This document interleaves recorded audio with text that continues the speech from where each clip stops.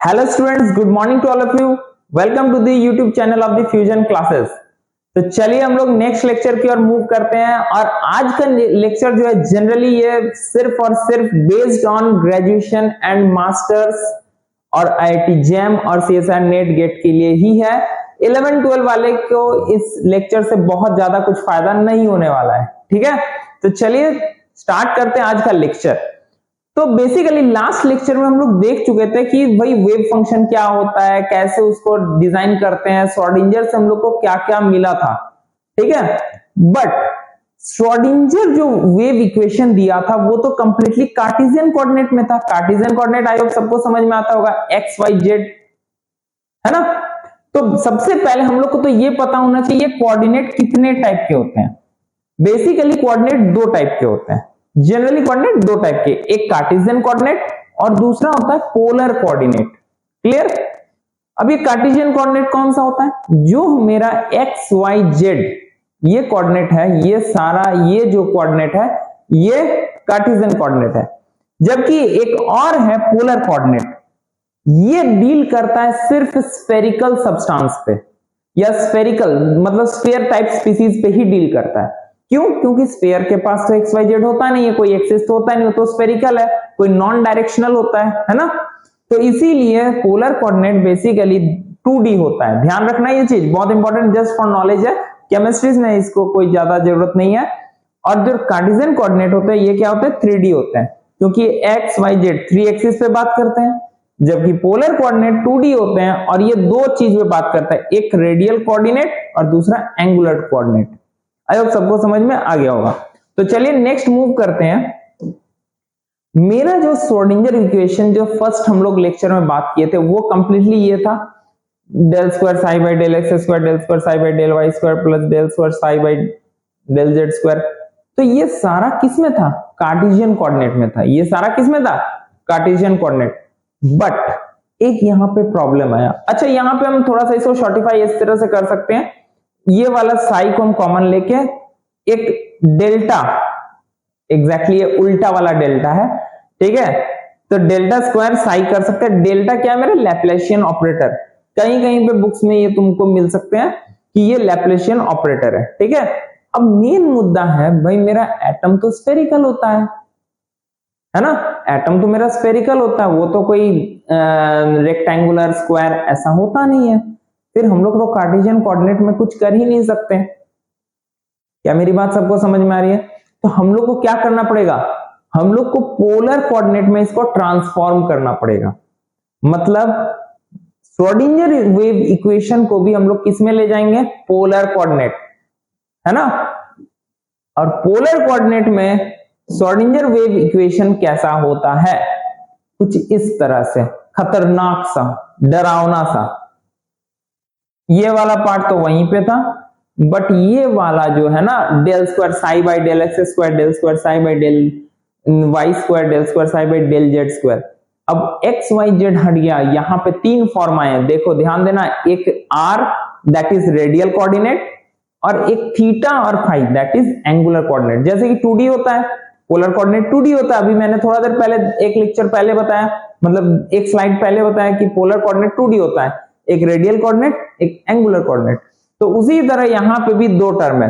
तो H operator in this equation is made up of two terms, एक radial term r और दूसरा angular term क्या क्या? Theta and phi. कोई दिक्कत इसमें? तो यही चीज मैंने यहां पे भी लिखा है, कोई बहुत ज्यादा एक्स्ट्रा कुछ मैंने लिखा नहीं है, ठीक है। चलिए तो नेक्स्ट लेक्चर में मूव करते हैं। अब आते हैं हम लोग ऑर्बिटल वेव फंक्शन। अब ये ऑर्बिटल वेव फंक्शन क्या है? तो बेसिकली अभी तक हम लोग बेसिकली एक्स वाई जेड या एन एल एम पे बात कर रहे थे। अब इस एक्स वाई जेड को हम लोग किस में कन्वर्ट कर रहे हैं? आर थीटा फाई, ठीक है। तो r theta phi equal to r एक रेडियल वेव फंक्शन होगा। अगर इस पार्ट को दो पार्ट में तोड़ें तो एक मेरा हो गया रेडियल वेव फंक्शन और दूसरा हो गया एंगुलर वेव फंक्शन। और वेव फंक्शंस आपस में क्या होता है? मल्टीप्लिकेटिव होते हैं। तो इसीलिए इसको और फर्दर तोड़ते हैं। यहां पे भी थीटा फाई था, तो एक थीटा और दूसरा फाई। तो कोई भी वेव फंक्शन कोई भी वेव फंक्शन अगर हम लोग हाइड्रोजन या हाइड्रोजन लाइक स्पीसीज पे ले जा रहे हैं तो वो हमेशा 3 पार्ट्स से मिलकर बनता है, रेडियल, थीटा और फाई, जिसमें एक रेडियल वेव फंक्शन एक एंगुलर वेव फंक्शन, वही चीज मैंने दिखाया है। ठीक है, अब ये जो रेडियल वेव फंक्शन है ना, ये डिपेंड करता है n मतलब प्रिंसिपल क्वांटम नंबर और l mod of l। The radial wave function depends on distance r of the electron from the nucleus. The theta and phi angular wave function depends on theta and phi respectively। ठीक है, angular theta और phi में, और radial wave function सिर्फ r पे depend करता है। अब इंडिविजुअली ये वेव फंक्शन किस पे डिपेंड करता है, जैसे रेडियल वेव फंक्शन वो डिपेंड किस में करेगा, ध्यान देना, n और मॉड l, n और मॉड l। इसका मतलब जनरली अगर एकदम बहुत बारीकी से बात किया जाए तो ये सिर्फ और सिर्फ n पे डिपेंड करेगा, l पे तो मॉड लगा हुआ है। Whereas एंगुलर पार्ट, जो एंगुलर थीटा और फाई वाला पार्ट है, वो किस पे डिपेंड करेगा, l और m पे। मतलब मेरा जो वहां पे n l m था, यहां पे मेरा r थीटा फाई हो गया। क्लियर है ये बात सबको?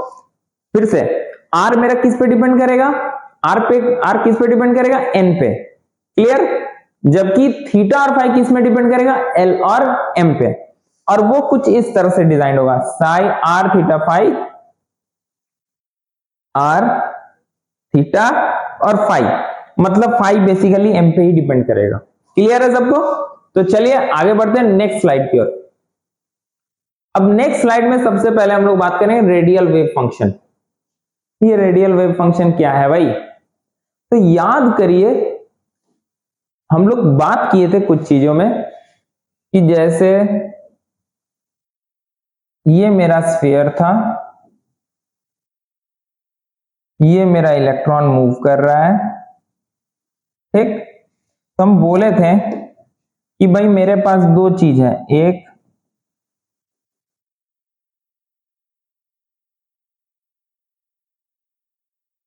इलेक्ट्रॉन का प्रोबेबिलिटी इन दोनों के बीच में, ये छोटा वाला स्फीयर और बड़े वाले के स्फीयर के बीच में ही तो है ना।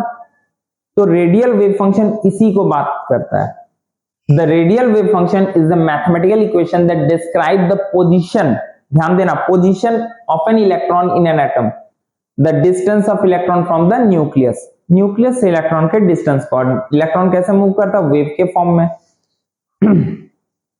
और अब हम लोग बात करेंगे, अगर हम लोग कोई normalise radial wave function, normalise, orthogonal, सारा हम लोग डिटेल में बात किए हुए हैं लेक्चर्स में, ठीक है।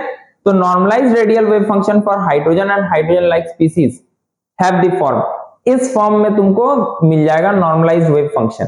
क्लियर? जहां पे रो क्या है, 2zr upon n a0, a0 क्या है, बोर्स रेडियस, सबको पता है।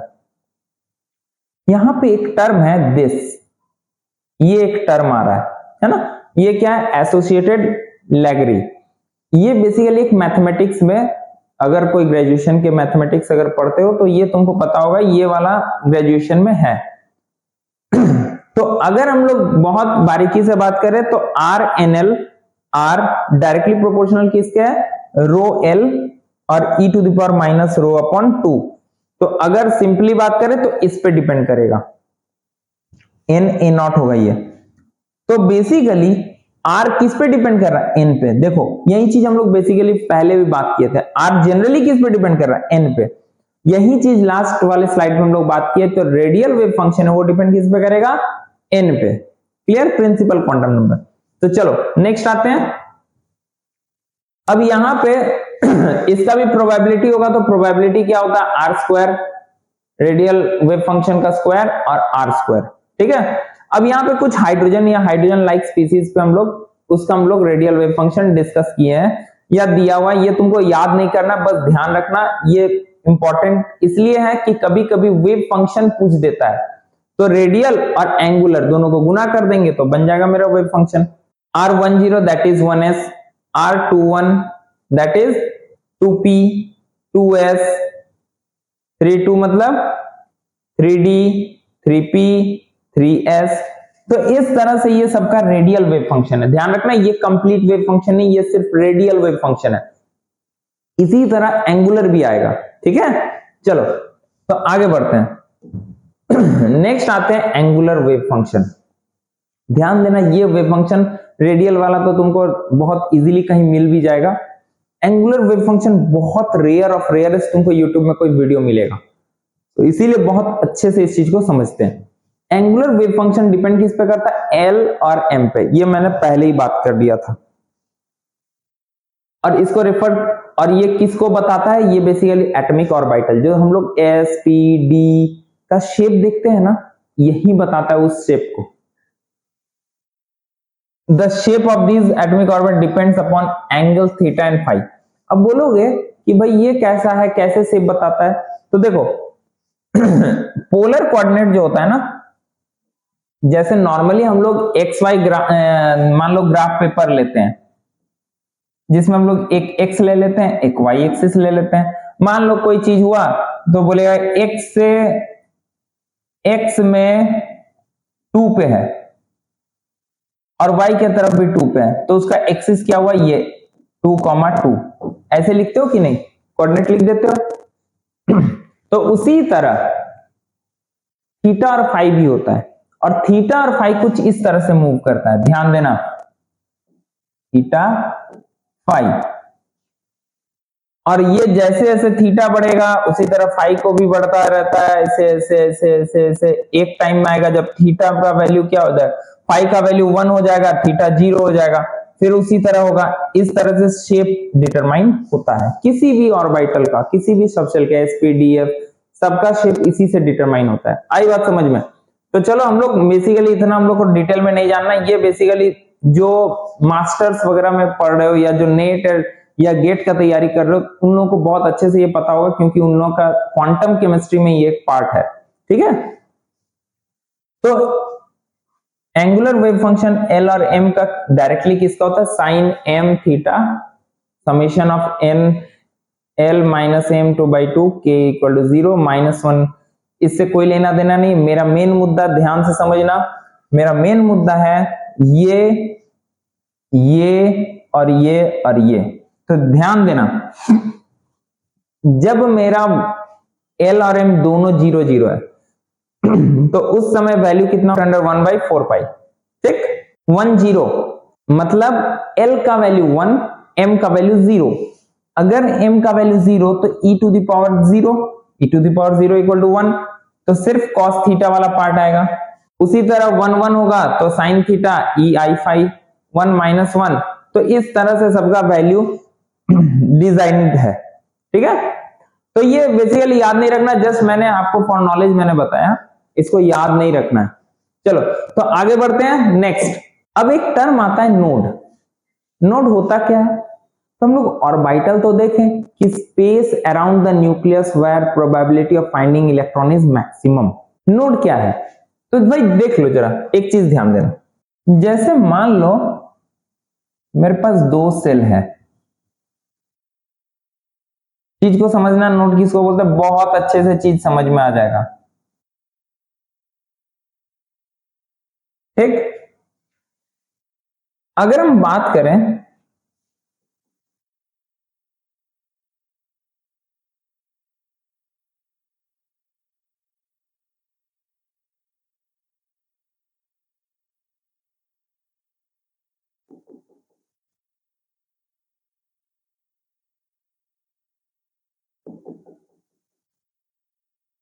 अब जरा सबको ध्यान से देखना, मेरा एक ये ऑर्बिटल है जहां पे इलेक्ट्रॉन घूम रहा है, एक ही ऑर्बिटल है। क्या इस बीच में कहीं इलेक्ट्रॉन घूम रहा है क्या? नहीं। तो अगर हम इलेक्ट्रॉन को इस बीच में खोजे, क्या मेरा कोई प्रोबेबिलिटी मिलेगा? नहीं। तो वैसा स्पेस न्यूक्लियस के चारों ओर जहां probability of finding electron almost 0 या मिनिमम होता है, उसी को हम लोग बोलते हैं नोड। तो वही मैंने यहां पे लिखा है। तो आई होप सबको इस डायग्राम से समझ में आ गया होगा। The space around the nucleus where probability of finding an electron is minimum is termed as node। और कोई भी वेव फंक्शन नोड में क्या होता है? 0। क्यों? क्योंकि वहां इलेक्ट्रॉन मिलेगा ही नहीं। जब इलेक्ट्रॉन मिलेगा ही नहीं तो काहे का वेव फंक्शन? वेव फंक्शन तो उस इलेक्ट्रॉन का होता है ना। जब इलेक्ट्रॉन है ही नहीं तो काहे का वेव फंक्शन? नोड 2 टाइप के होते हैं, ऑब्वियस सी बात है, जब वेव फंक्शन को हम लोग दो पार्ट में रेडियल और एंगुलर में बांट रहे हैं तो नोड भी दो टाइप के होंगे, एक रेडियल नोड एक एंगुलर नोड। फॉर्मूला क्या होता है रेडियल नोड का, n minus l minus one, वहीं n principal quantum number, l azimuthal quantum number. जबकि एंगुलर नोड क्या हो जाता है l, तो टोटल नंबर ऑफ नोड क्या होगा n माइनस वन। क्या ये बात सबको समझ में आ गई?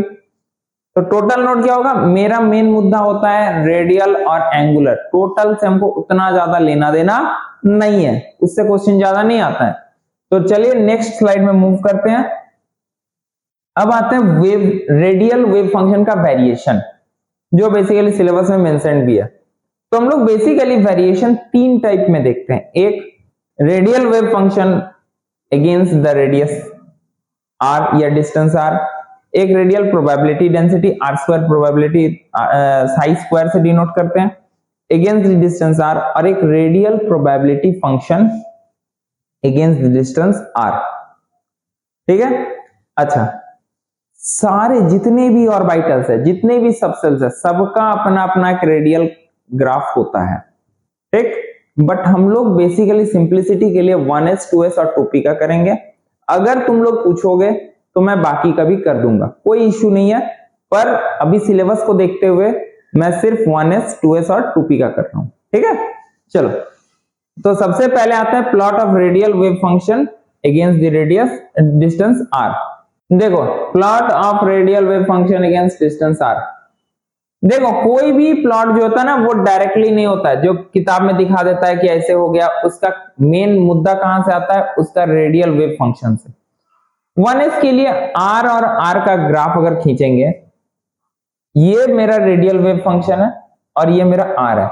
अब ध्यान देना r का अगर हम वैल्यू ऑलमोस्ट जीरो, देखो जीरो तो होता नहीं है, ऑलमोस्ट जीरो कर दें तो ये value zero, e to the power zero is 1, और ये वैल्यू मेरा कांस्टेंट, तो यहीं से ग्राफ स्टार्ट होगा।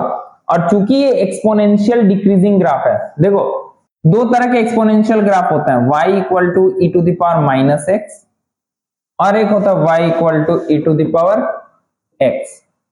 y equal to e to the power minus x वाला ग्राफ हमेशा ऊपर से ऐसे जाएगा नीचे, ठीक है, ऐसा जाएगा। और ये जो पॉजिटिव वाला है ये हमेशा ऐसा जाएगा, ठीक है, बेसिकली नेगेटिव में नहीं जाता है। तो चूंकि ये नेगेटिव है, e to the power minus r upon a naught, e to the power minus x, तो इसीलिए ग्राफ कैसा है, ऐसा, ठीक है। चलो आगे बढ़ते हैं। 2s के लिए ग्राफ कुछ ऐसा होगा। अब बोलोगे सर इसमें तो नीचे नहीं आया, इसमें कैसे नीचे आ गया? आएगा कैसे, जैसे जैसे r का वैल्यू बढ़ेगा ये r अपॉन ए नॉट भी तो बढ़ेगा, और बढ़ते बढ़ते बढ़ते बढ़ते कभी ये 2 के बराबर आ जाएगा, तो 2, और अगर ये वैल्यू भी 2 हो जाए, 2 माइनस 2 0। अब जब ये और ज्यादा होगा, 2 से भी ज्यादा हो जाएगा, तो वैल्यू किधर चल जाएगा, नीचे। समझ में आई बात? इसीलिए अच्छा ये पॉजिटिव का मतलब बस ध्यान रखना फेज है, प्लस माइनस क्रिस ड्रॉप। अब जिस जगह पे ये जीरो हो गया वेव फंक्शन, उसी को तो नोड बोलते हैं ना हम लोग। तो रेडियल नोड अगर हमको निकालना है तो क्या करेंगे, इस वैल्यू को जीरो से इक्वेट कर दो। अगर हमको इसमें रेडियल नोड निकालना है, कुछ नहीं करेंगे भाई, इसको जीरो से इक्वेट कर दो, तो ये और ये तो जीरो हो नहीं सकता, एक्सपोनेंशियल कभी भी जीरो नहीं हो सकता, तो सीधा सीधी 2 minus r upon a not equal to zero, तो r इक्वल टू हो जाएगा 2a नॉट। मतलब मेरा जो नोड है ना वो कहां आएगा, 2a नॉट में, यही वाला।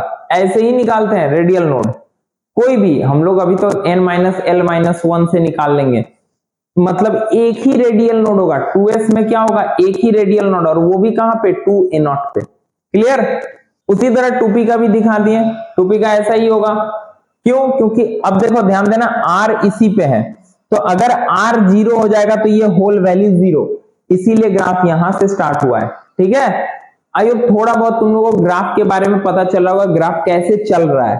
ऐसा नहीं कि ग्राफ अपने आप जैसे मन तैसे ड्रॉ कर दिया, नहीं, इस इक्वेशन को फॉलो करते हुए ही ग्राफ चलेगा। क्लियर है? तो ये हो गया सबसे पहला radial wave function against the distance r। तो चलो नेक्स्ट प्रोबेबिलिटी ग्राफ में बढ़ते हैं। प्रोबेबिलिटी में क्या होगा, स्क्वायर हो जाएगा, सीधा सीधी स्क्वायर स्क्वायर स्क्वायर। जैसे ही स्क्वायर होगा, देख ध्यान देना सब कोई, ग्राफ का ये ग्राफ देखो, यहां देखना वैल्यू यहाँ पे माइनस में गया है, ठीक है। जैसे ही स्क्वायर हुआ इसमें और इसमें तो ज्यादा फर्क नहीं पड़ेगा, क्यों? क्योंकि भाई ये तो पॉजिटिव में, पॉजिटिव का स्क्वायर पॉजिटिव ही होगा। बट जैसे ही इस ग्राफ में देखेंगे तो पॉजिटिव नीचे चल गया था ना, तो जैसे स्क्वायर करेंगे तो ये कहां चल जाएगा? ऊपर। क्लियर? तो ग्राफ आई होप समझ में आ गया होगा, ये प्रोबेबिलिटी ग्राफ, बस उसमें सारा कुछ सेम रहेगा। अगर कोई नीचे होगा तो वो ऊपर चल जाएगा, वो नीचे नहीं रहेगा, क्योंकि नेगेटिव में होगा ही नहीं, स्क्वायर तो हमेशा पॉजिटिव होता है। लास्ट जो ग्राफ है वो है plot of radial probability function 4 pi r square against distance r. सबसे पहली बात इसका क्या क्यों आया, ये ग्राफ का इंपॉर्टेंस क्या था? अगर हम थोड़ा सा वापस पीछे जाएं, ध्यान देना, इन सब में बहुत ज्यादा एक कंफ्यूजन था। क्या? कि अगर मेरा आर का वैल्यू अप्रोक्सीमेटली 0 के आसपास हो तो भाई यहां पे तो मेरा प्रोबेबिलिटी मैक्सिमम बता रहा है। ध्यान से चीज को सबको समझना, यहां पे तो मेरा प्रोबेबिलिटी न्यूक्लियस के नजदीक में मैक्सिमम बता रहा है, एट द सेम टाइम यहां पे भी मैक्सिमम बता रहा है। बड़ा मस्त है, और होता भी है, जितना ज्यादा आर का वैल्यू कम होगा न्यूक्लियस के उतना क्लोज जाएंगे, प्रोबेबिलिटी उतना ज्यादा होगा। बट यहां पे ध्यान दो, अगर हम आर का वैल्यू कम कर देंगे तो वही फिर मेरा वैल्यू क्या हो जा रहा है? 0। तो ये जो एक अलग अलग डिफरेंस आ रहा है ना, सेम कंसेप्ट है। हम लोग बोलते हैं जितना न्यूक्लियस के क्लोज आएगा प्रोबेबिलिटी उतना बढ़ेगा, पर किसी में तो बढ़ा हुआ आ रहा है, पर किसी में तो कम भी आ रहा है ना। उसी को नेग्लिफाई करने के लिए हम लोग क्या लाएं? Radial probability function graph. अब ये ग्राफ क्या बोलता है? बोलता है कि मान लो इलेक्ट्रॉन का हम लोग प्रोबेबिलिटी देखेंगे, अगर ये मेरा आर है तो थोड़ा सा बड़ा हुआ है डी आर, तो हमको तो इलेक्ट्रॉन यहीं पे घूमेगा ना, तो उसको पता करना है। तो हम क्या करेंगे? बड़ा वाला स्फीयर ले लें माइनस छोटा वाला स्फीयर, बीच का वॉल्यूम निकाल लें। तो वही किए हैं, volume of small cell, small cell मतलब ये वाला एरिया का, volume of bigger sphere minus volume of small sphere. तो स्फीयर का वॉल्यूम क्या होता है? 4/3 पाई आर क्यूब। तो देखो r plus d r whole cube minus 4/3 pi r cube. जब टोटल ये किए, ये वैल्यू आया। अब चूंकि dr मेरा क्या है? बहुत छोटा है। dr भाई यहाँ पे dr इतना दिख रहा है तो इतना थोड़े होता है। जब हम लोग इस चीज को रियलिटी में देखेंगे dr बहुत छोटा होता है, इवन 0.0000000 कितना ही एंगस्ट्रॉम के आसपास आएगा। तो जरा सोचो हकीकत में कितना होगा। तो अगर वो छोटा है तो उसका क्यूब या स्क्वायर और छोटा हो जाता है ना, इसीलिए हम इन दोनों को नेग्लिफाई कर दे रहे हैं। सीधा सीधी लिख भी दिया, as d r is very small hence its higher order are further smaller therefore can be neglected, that is d r square and d r cube vanishes. तो मेरा रेडियल प्रोबेबिलिटी क्या आ गया? 4 pi r square d r psi square. Psi square भी लिख सकते हैं या आर स्क्वायर भी लिख सकते हैं, कोई दिक्कत नहीं है, ठीक है। साई क्योंकि रेडियल वेव फंक्शन पे बात कर रहे हैं। दस रेडियल प्रोबेबिलिटी फंक्शन क्या होगा? 4 पाई आर स्क्वायर। अब यहां क्या हुआ? चूंकि ये आर आ गया और आर के अगेंस्ट में हम ग्राफ बनाएंगे, तो ग्राफ में मेरा पैटर्न क्या आएगा? सब में सेम। ध्यान देना सब कोई, क्योंकि यहां पे आर आ गया है ना, आर आ गया,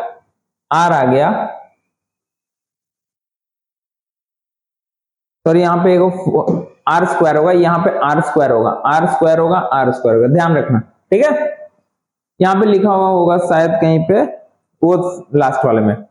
अब ध्यान दो, सारे ग्राफ यहीं से ड्रॉ है, देखो सारे ग्राफ यहीं से है, सारा ग्राफ यहीं।